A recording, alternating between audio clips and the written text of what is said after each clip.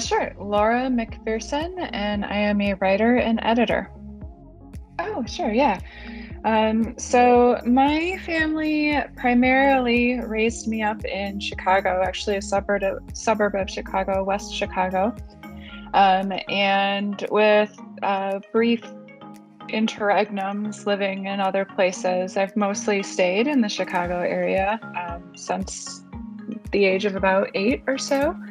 And I've known that I wanted to be a writer since the second grade, is when I started being given like the serious chapter books, the really long ones, because the short ones I was going through too fast. So the librarians at my school gave me a special dispensation to be able to start checking out the fourth and fifth grader books. And I discovered the Redwall series that way. And that really brought me into like this whole world of like fantasy and creating and everything. So that was pretty much the track I was on from a young age, but it's not easy to make it as a writer. So I didn't actually become a writer actually until I was almost 30. I tried a bunch of different industries, gaining experience in the workplace, and eventually added writing onto my tasks in business, and then struck out as a freelancer in 2011. Sure. I was actually writing an article on four-year colleges and universities in New Mexico. And as part of that, I was researching the schools and what they offered.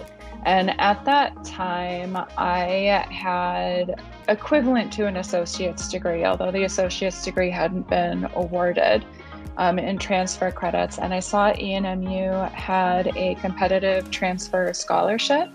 And they also had some majors available online. And this was in like 2013, 2012, 2013 that I saw that. So it was just when online was really starting to get its feet under it. And so I applied and I got accepted with the transfer competitive scholarship, and I attended online here from Chicago. Sure. So actually, this last year in 2022, what is technically my first book came out, but it's a chapbook. And I shouldn't say but, it's a chapbook because, hey, to be published at all is great. So I have the chapbook, which is experimental nonfiction and poetry out now. And my next major goal is to be published as a novelist. I have a surreal postmodern type novel that I am currently working on baking with some of my writers groups for feedback, and I'm really hopeful that I can get that in print. Yeah, actually, Dr. Elder in the Department of History, Social Sciences, and Religion. I took a history course with him. And even though it was online and our communication was primarily like through Blackboard and email, he was giving me a lot of encouragement in the assignments I was doing for the history class. And I knew at that time that I wanted to go to graduate school. But my big question was whether I wanted to go to graduate school for history, which is one of my passions, and one of the concentration areas is actually on my degree from the ENMU, or go for creative writing in English, which actually is not part of my degree plan, but what I ended up doing. Anyway, but Dr. Elder was so helpful in just guiding me as a first generation student, and even knowing what questions to ask when you're considering something like graduate school, weighing whether it's for you, what you would study, what the application process would look like. And without his guidance, I wouldn't be nearly as confident as I was going into the graduate admissions process for this past cycle. So huge shout out to Dr. Elder. Yes, I was Dean's List for all 4 of the semesters that I was full-time. And I graduated magna cum laude.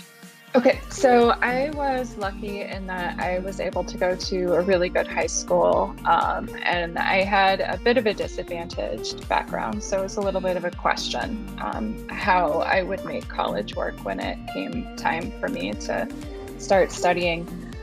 So I began at the closest college to where I was living then at Northern Illinois University. But I found it at that time as an 18-year-old just too difficult to work full time and try to study at the same time and balance the social life. So I did one semester, which wasn't a complete disaster, but it wasn't going to get me on the track that I wanted to be on.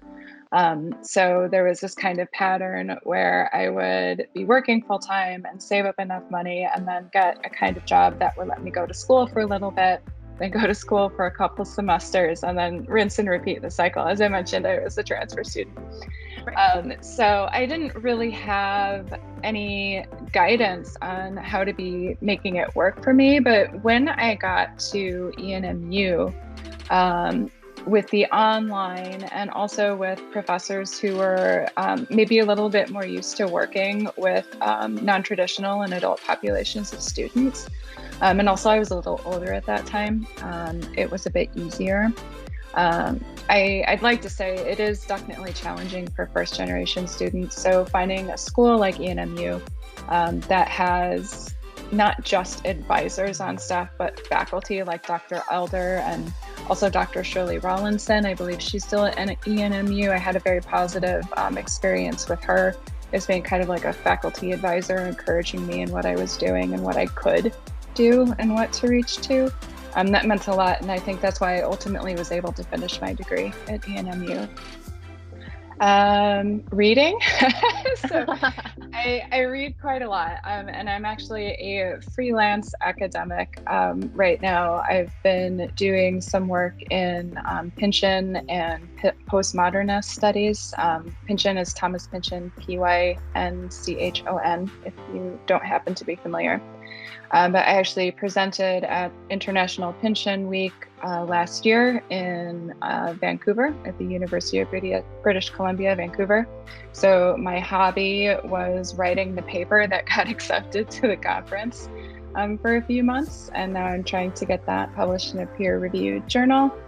And I'll be doing a guest lecture on Pynchon at the University of Alaska Fairbanks later this semester. Yeah, I have that bent, right? So like when people are like, oh, what do you do? Like writing and editing and reading, like that's what I do for work and like kind of for fun, right? But yeah, I do also have a dog. I love my dog. He's a hunting dog mix named Tom Solo. So we do a lot of like local hikes and things like that.